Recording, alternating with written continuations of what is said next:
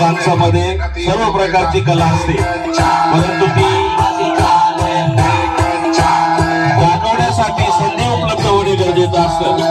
हा एक युवा आपल्या समोर उत्तम डान्स करतोय. एकत्र